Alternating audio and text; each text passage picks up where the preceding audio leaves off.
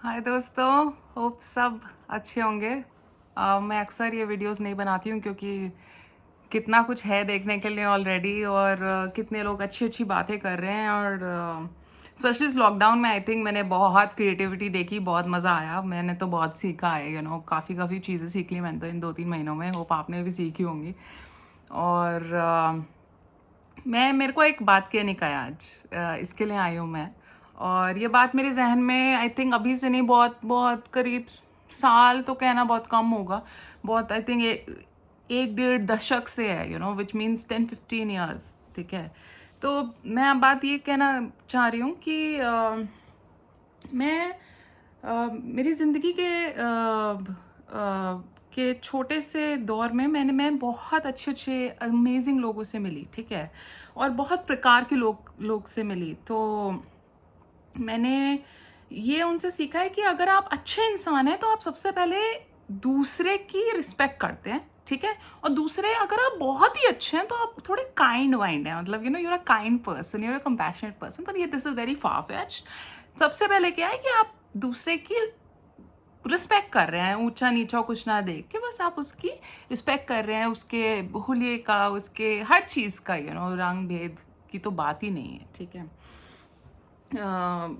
तो ये बात मैंने बहुत अंदर अपने उतारी है, और मैं इसी संदर्भ में कुछ इसके कॉन्टेक्स्ट में बात करना चाहती हूँ आज की। मैंने बहुत से ये well educated, very well mannered main, और स्पेशली बड़े बड़े देशों के, बड़ी बड़ी सिटीज़ के, बड़े बड़े फिल्मों के, बड़े बड़े वेब सीरीज़ के, और बड़े बड़े इंस्टाग्राम वालों को ये MCBC बहुत यूज़ करते देखा है। सॉरी, मैं गाली नहीं देती हूँ, not out of privilege, but मैंने कभी कभी अपने घर में यूज़ होते नहीं सुना, और ना ही मैंने कभी इस्तेमाल करी, क्योंकि मुझे ज़रूरत नहीं पड़ी। और मैं इस वीडियो के ज़रिए ये जानना चाहती हूँ कि इन लोगों को क्यों ज़रूरत पड़ती है इतना इन दो शब्दों को यूज़ करने को। कोई और नहीं, बापचो या भाईचो नहीं, पर ये MC और BC, और बड़े बड़े लोग, और मतलब हर डायलॉग, कुछ लोग तो डायलॉग इससे शुरू होता है, इसी पे एंड हो जाता है। कुछ लोग तो यही डायलॉग में ये बोलते हैं, या किसी बहुत बहुत सर्टन हो गया है, वेब सीरीज में तो बहुत ही सर्टन हो गया कि किसी एक कैरेक्टर ने कुछ बोला, दूसरे कैरेक्टर में मतलब दिस इज यही चल रहा है, स्क्रिप्ट में लिखा जा रहा है, बीस वैसे बीस बीस ऐसा चल रहा है। ठीक है। अब I'm not somebody who comments a lot on other people's anything, okay? But this thing, as a woman, as a daughter, as a sister, or even as a mother someday, I want to understand that if I give birth one day and that person starts, I mean, that's how you think, that if that person starts using such words, even in terms of dialect है ये। मैंने किसी भैया से एक बार कह दिया कि भैया आप बड़ा ये सब बोलते हैं, तो हमने उनसे गलती से पूछ लिया कि भैया आप क्यों यूज़ कर रहे हैं, ये क्या मिल रहा है आपको यूज़ करके, मतलब बात में ज़ोर लगता है आपके, लगता है क्योंकि आप इसको बहुत यूज़ करते हैं। तो इन्होंने कहा कि देखिए हमारा डायलेक्ट है, आप नहीं समझिएगा। तो मैंने कहा आपका जो ये डायलेक्ट है इसको हम समझ रहे हैं, क्योंकि हम भी वहीं से जहाँ से आप हैं। तो उन्होंने कहा आप यूपी से हैं? मैंने कहा हाँ, हम यूपी से हैं। हमारी माँ का जन्म स्थल और घर इलाहाबाद में है, और हमारे पिताजी का मेरठ। तो कह रहे अच्छा, आप भी यूपी के हैं? तो हम तो कानपुर से हैं। मैंने कहा अच्छा, बहुत अच्छी बात है। तो उन्होंने कहा कि देखिए हमारे पूर्वजों ने कहा, हमारे दादाओं ने कहा, हमारे बाप ने कहा, तो हम भी कह रहे हैं, तो हम क्या कर सकते हैं, वो भी यूज़ करते थे तो हम भी यूज़ कर रहे हैं। तो बहुत अच्छी बात है अगर आप यूज़ कर रहे हैं। तो ये डायलेक्ट नहीं है, आप समझ रहे हैं ये क्या है? ये डायलेक्ट पुराना नहीं है, ये पितृसत्ता पुरानी है। जिन जिन लोगों को थोड़ी कठिनाई हो रही है मेरे इस भाषा को समझने, पितृसत्ता is patriarchy. And again leave the feminism यार, leave everything else, leave man woman, I do not believe in, leave these things. I'm just saying this is पितृसत्ता deep rooted in this country. This is कि सबसे बुरी गाली क्या हो सकती है? It is a MC और it's a BC। Nobody has even heard of भाईचो, मतलब मैं तो मतलब कितना फनी साउंड कर रहा है ना, मतलब अगर सपोज कल उठ के सारी लड़कियां ये डिसाइड कर लें, या सपोज थोड़े लड़के भी डिसाइड कर लें कि यार हम इसको इरेडिकेट करेंगे और हम भी कहेंगे कि भाई जो वेब सीरीज लिखी जा रही है, कोई फिल्म पे किसी ने सबसे पहले यूज किया, पता चला पेटेंट लग गए, मतलब आप ये बात सोचिए कि वो कह रहे हैं कि ये हमारी पीछे से आ रहा है ये, ठीक है। चलिए, तो हमने उनसे गलती से, क्योंकि एक्सेप्टेंस तो ट्रूथ का एक्सेप्टेंस थोड़ी आदत है इस देश के लड़कों को, तो उन्होंने कहा नहीं आपको कुछ नहीं पता है और आप ये फेमिनिज्म का झंडा वंडा मत गाड़िए। तो हम आज दिए, क्योंकि 30 साल की उम्र के बाद आपको समझ में आ जाता है कि कहाँ पे हंसना है और कहाँ पे निकल जाना है, क्योंकि बहुत भलाई होती है चुप रहने में, बहुत भलाई होती है चुप रहने में। पता है क्यों?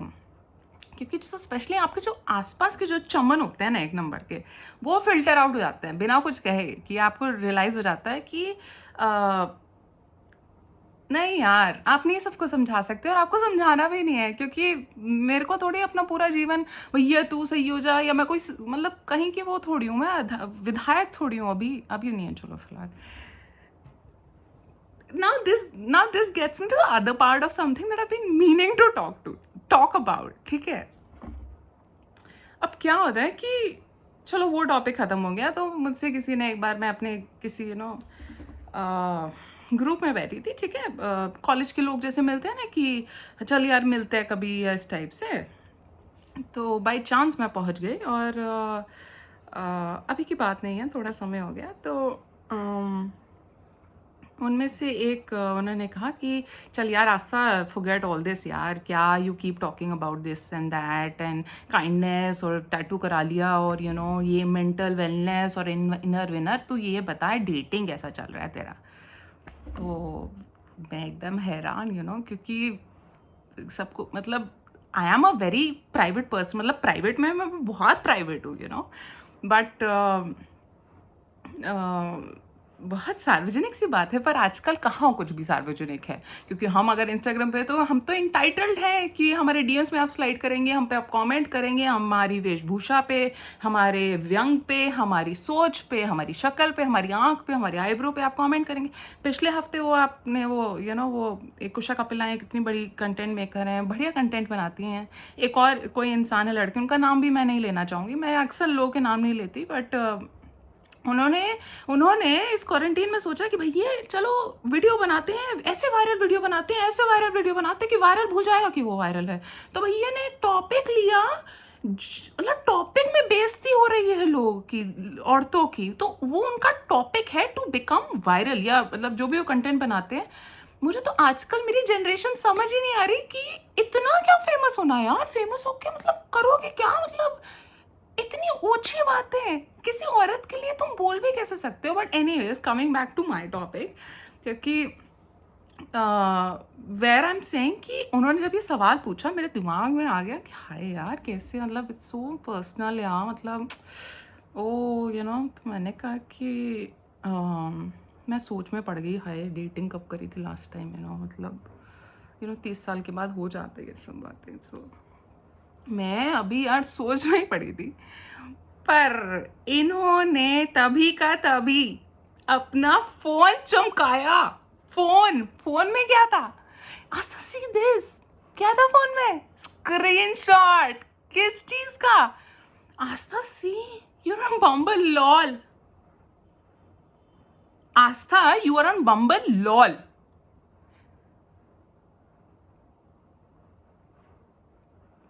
तो हमने कहा what's so funny, what's so funny.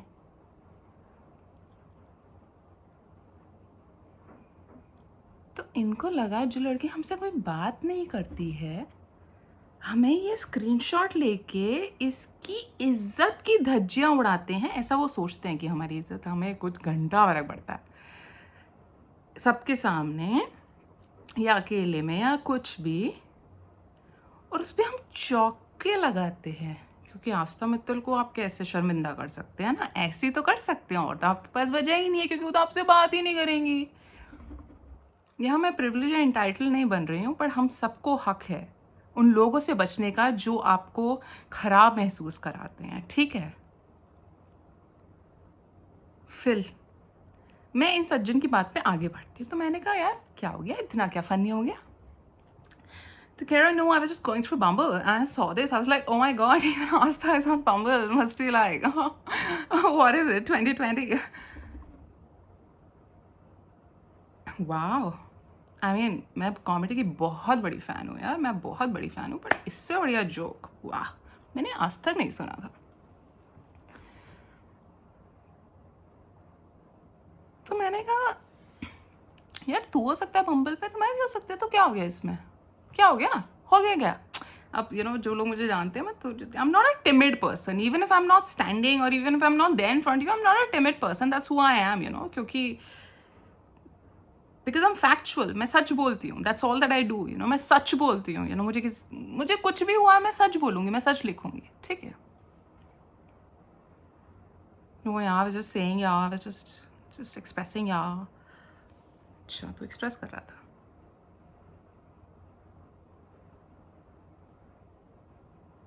तो मैंने उससे ज़्यादा कुछ नहीं कहा, मैंने कहा यार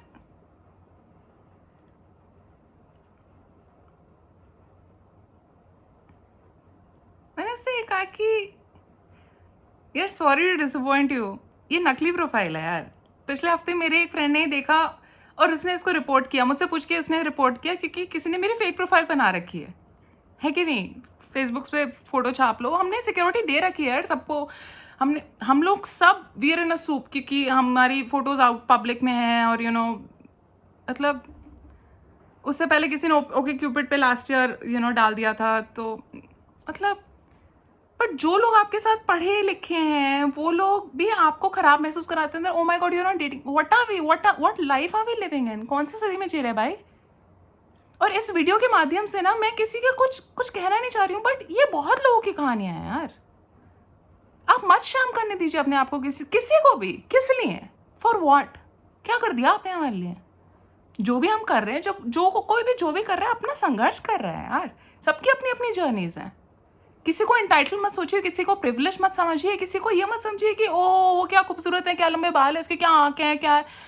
नहीं यार, सब अपनी मेहनत कर रहे हैं लाइफ में, और खुदा का दिया हुआ है तो क्या करें, निकाल के बाहर दे तेरे को क्या?